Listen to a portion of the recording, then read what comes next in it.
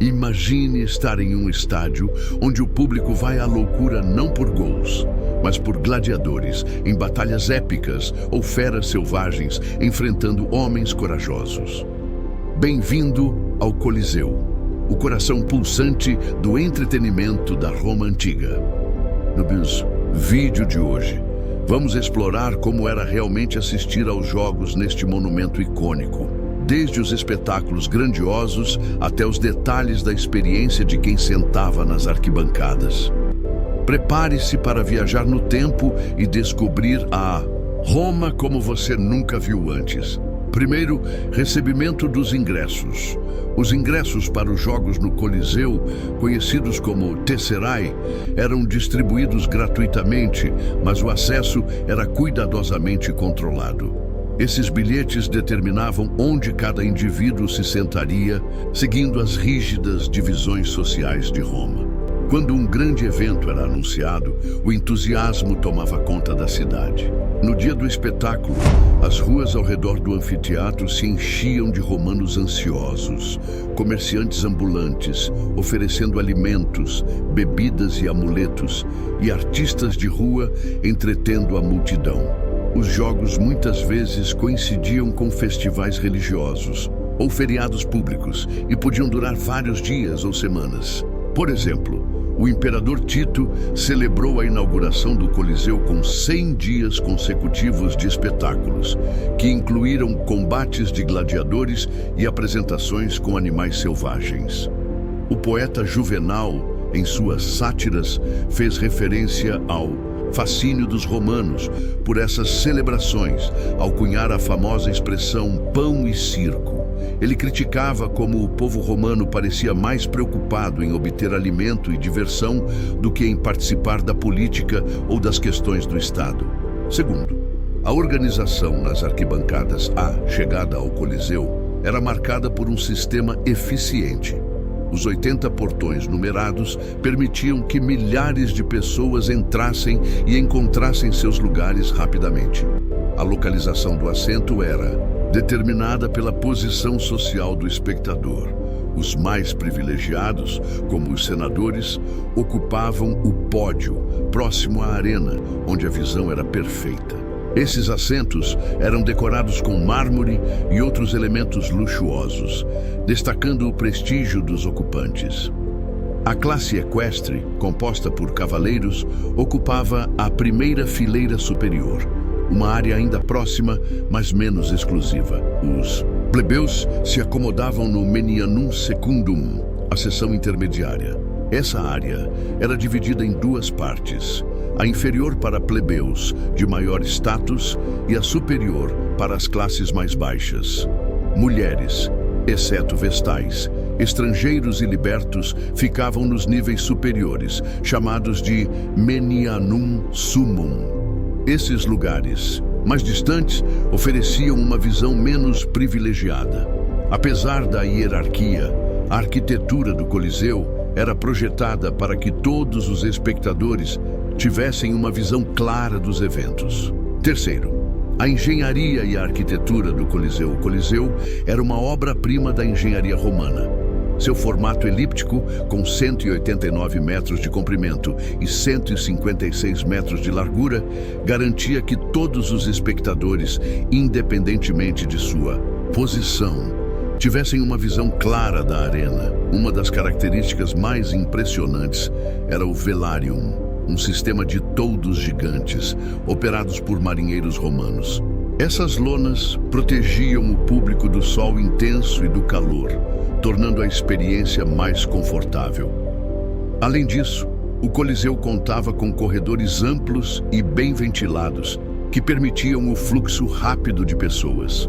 As saídas, chamadas de vomitória, foram projetadas para que o anfiteatro pudesse ser evacuado em minutos, um feito impressionante até para os padrões modernos. Quarto, a programação dos jogos, os espetáculos no Coliseu eram cuidadosamente planejados e podiam durar dias ou até semanas. Cada dia era dividido em diferentes partes.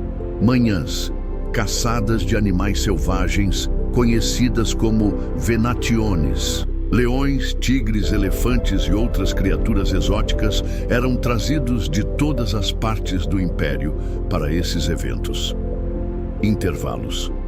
Durante os intervalos, o público era entretido com execuções públicas de criminosos e recriações de mitos gregos e romanos. Tardes. Os combates de gladiadores, que eram o ponto alto do dia, envolviam lutas entre diferentes estilos e armas. Os eventos eram acompanhados por músicos e narradores que aumentavam a tensão e o drama das apresentações. Quinto, a chegada do imperador.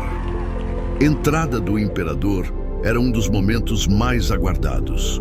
Trombetas ecoavam pelo anfiteatro para anunciar sua chegada, e a multidão aclamava sua presença com entusiasmo.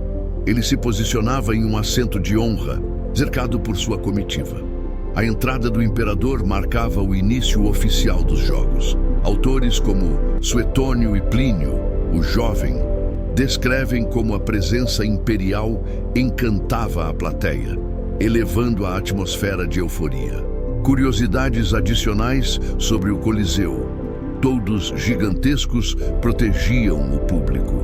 Uma série de toldos chamados Velarium era estendida sobre o Coliseu para proteger os espectadores do sol. Esses toldos eram operados por marinheiros romanos especialmente treinados para essa tarefa. Reservas de água subterrânea. O Coliseu possuía um sistema de reservatórios subterrâneos que permitia a realização de batalhas navais dentro da arena, onde embarcações eram colocadas para recriar confrontos épicos.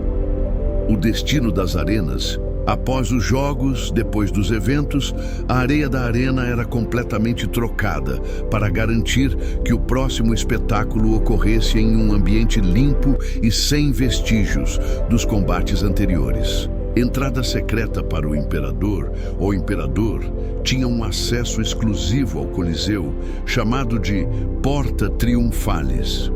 Ele evitava o contato direto com o público, entrando por um corredor privativo que o levava diretamente ao seu camarote. Monumentos. Ao redor do Coliseu, o Coliseu era cercado por outros edifícios importantes, como o Templo de Vênus e Roma e o Arco de Constantino, que ajudavam a compor o cenário de grandeza da região. Inscrições nos assentos. Muitos dos assentos no Coliseu tinham inscrições gravadas que indicavam a quem pertenciam. Isso ajudava a manter a ordem entre as diferentes classes sociais durante os eventos. A engenharia acústica ao Coliseu foi projetado para que os sons da arena, incluindo os rugidos dos animais e os gritos dos gladiadores, fossem ouvidos claramente até os assentos mais distantes. Continuando, sexto, a entrada dos gladiadores. Antes dos combates, havia uma procissão solene conhecida como pompa, onde gladiadores, animais exóticos e prisioneiros de guerra desfilavam. Ao entrarem na arena, os gladiadores saudavam o imperador com a famosa frase Ave Imperator, morituri te salutant. Salve, imperador, os que vão morrer te saúdam. Esses rituais criavam um clima de suspense e emoção. Os espectadores observavam atentamente cada gesto dos combatentes, tentando prever quem sairia vitorioso. Sétimo, o clímax, ou seja, os combates. As lutas eram tensas e estratégicas. Cada movimento dos gladiadores era calculado, e os diferentes estilos de luta ofereciam um espetáculo variado. Por exemplo, os retiari, armados com redes e tridentes, enfrentavam os secutores, que usavam espadas curtas e escudos pesados. O público reagia com gritos, aplausos e, às vezes, sugestões para os gladiadores.